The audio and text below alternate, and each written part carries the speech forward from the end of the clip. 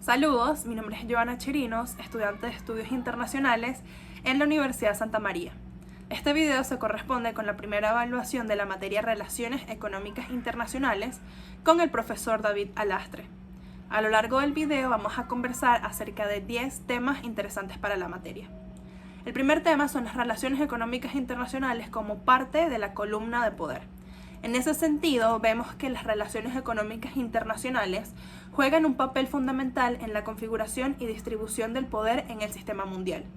De esa manera, vemos que va más allá de aspectos técnicos o transaccionales y que factores como el comercio, la inversión y la cooperación económica tienen un efecto profundo en la geopolítica, generando alianzas, rivalidades e interdependencias. Además, se observan ciertos aspectos que resaltan en lo que respecta a las relaciones económicas internacionales, tales como el control de los recursos, es decir, aquellos países que tengan el control de recursos naturales estratégicos, tales como el petróleo, el gas y minerales raros, tendrán una ventaja estratégica en la economía global. Tal es el caso de los países miembros de la OPEP. También tenemos las instituciones financieras tales como el Fondo Monetario Internacional, el Banco Mundial y la Organización Mundial de Comercio. Estas organizaciones han servido para promover el desarrollo económico, sin embargo, también es un medio para que los países más poderosos ejerzan su influencia. Tenemos el comercio y las alianzas económicas, donde a nivel internacional vemos que países conforman bloques para tener un peso mayor en la economía global. Y finalmente la tecnología y el poder económico.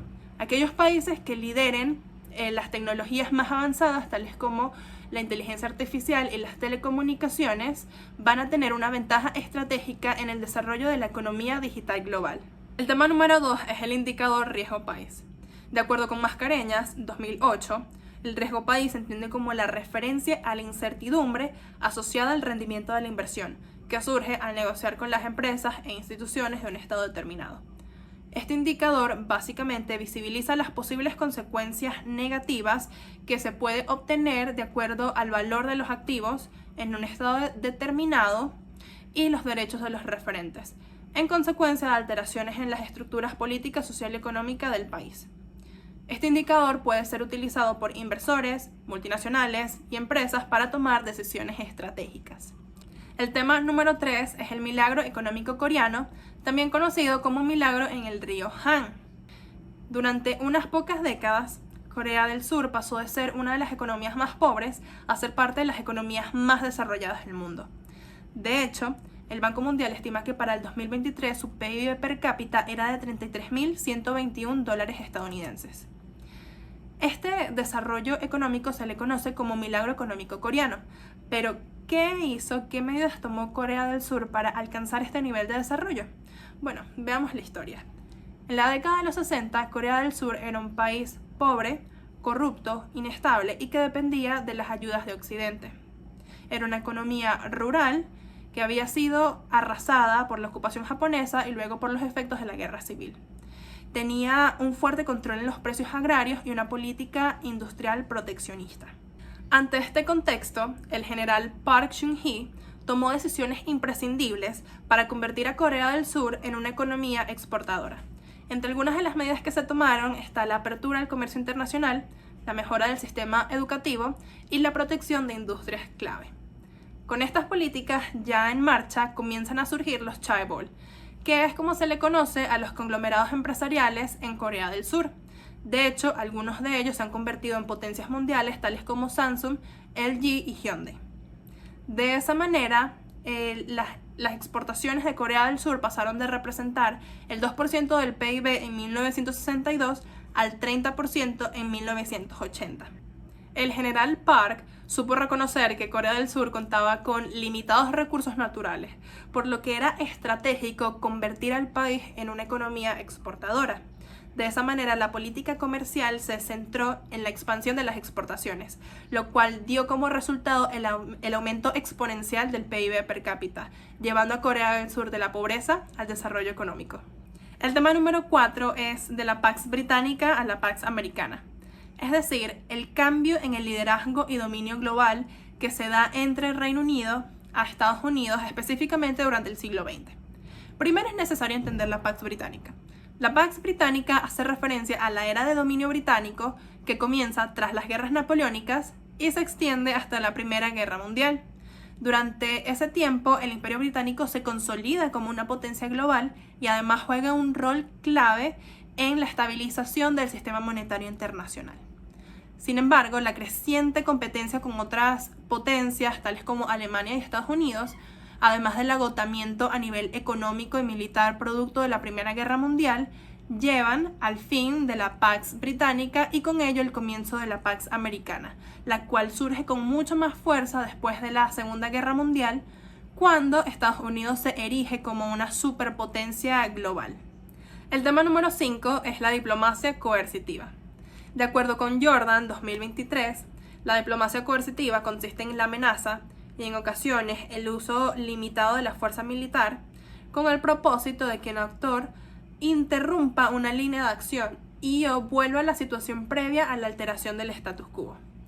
Este tipo de diplomacia busca evitar a toda costa el conflicto armado y en caso de utilizar la fuerza procura que las acciones sean limitadas y que no escalen, desembocando en una guerra militar.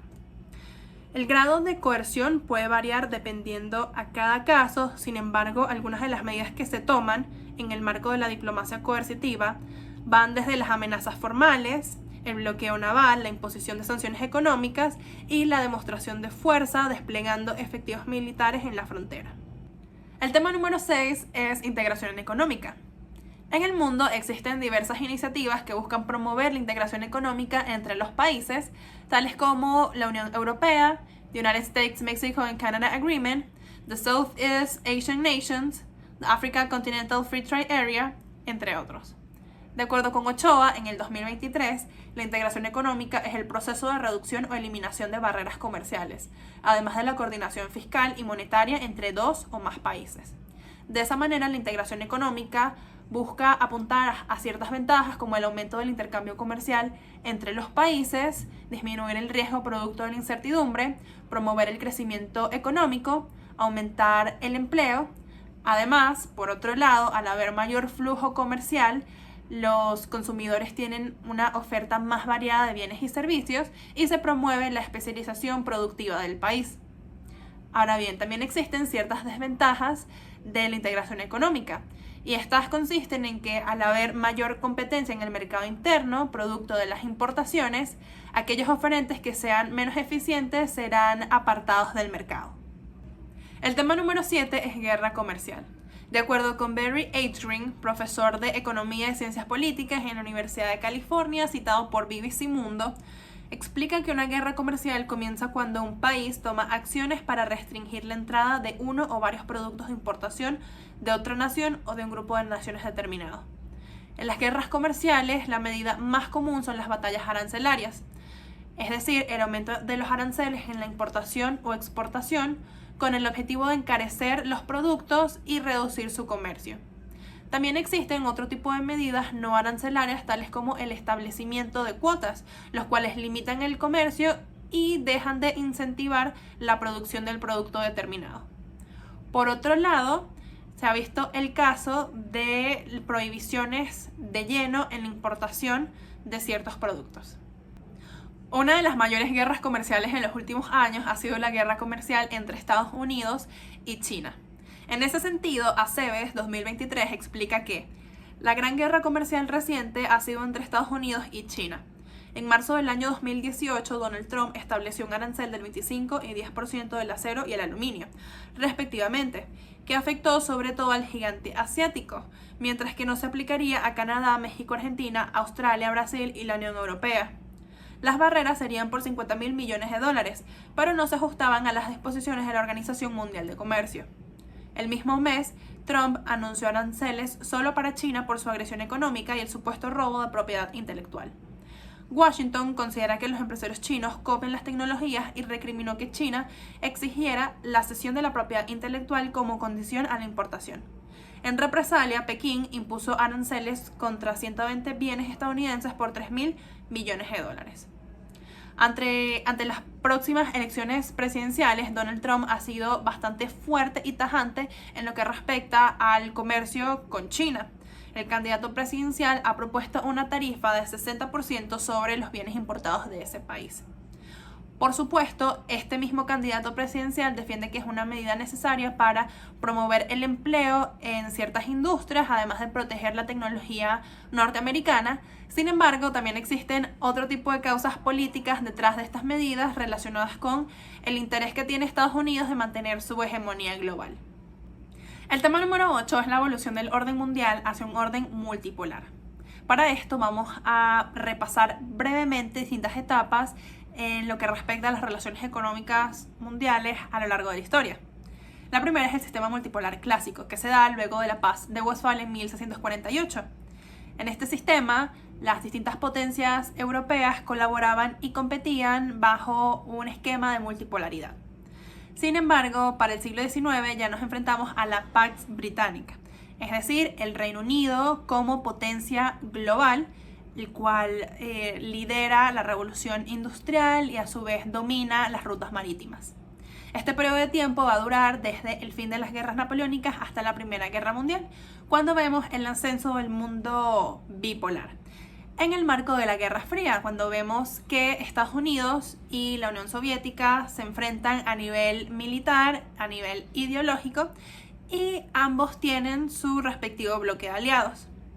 Este sistema se va a disolver en 1991 cuando fracasa la Unión Soviética y con ello Estados Unidos emerge como la única superpotencia mundial sin ningún tipo de contrapeso. Ahora bien, desde el año 2000 se han dado ciertos eventos que representan indicios de la transición del mundo unipolar al mundo multipolar, tales como el crecimiento de China, la recuperación de Rusia, el nacimiento de economías emergentes en Brasil y la India y el nacimiento de organizaciones como los BRICS y la Organización de Cooperación de Shanghái. Por supuesto, el mundo multipolar trae consigo ciertas ventajas como una mayor representación a nivel global, mayor distribución de poder y mayor equidad. Sin embargo, también existen ciertos desafíos, tales como que la competencia entre las potencias pueda llevar al inicio de conflictos bélicos o que se dificulte la toma de decisiones en temas urgentes.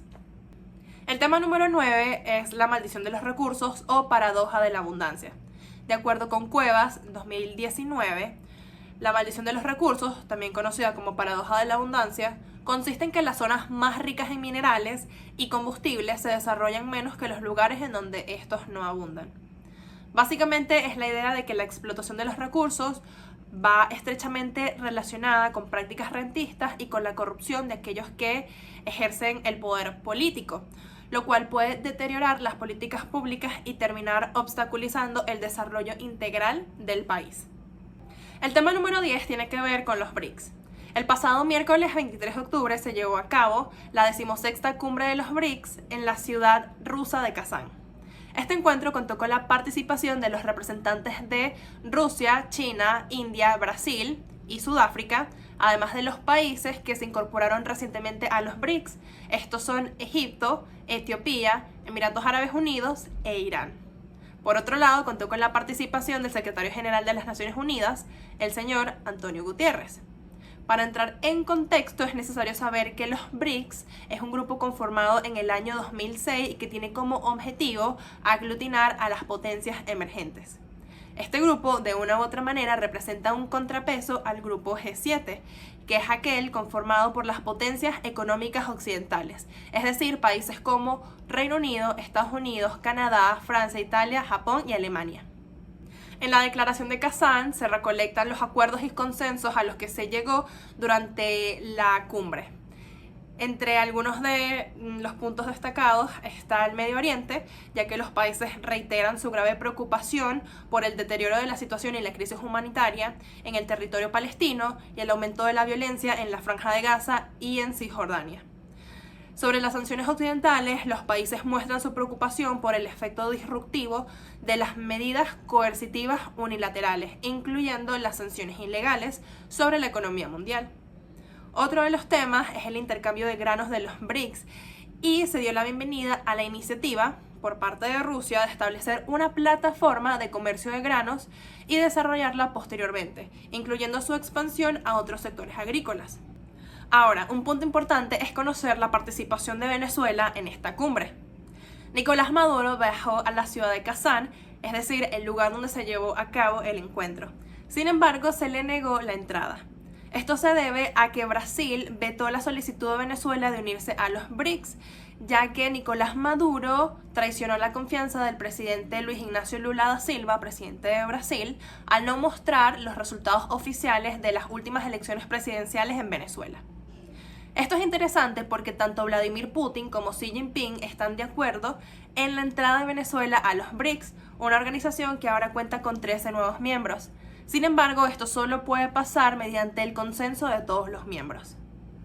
Esta ha sido toda mi presentación, agradezco por su atención y en las siguientes láminas podrán encontrar la bibliografía correspondiente. Muchas gracias.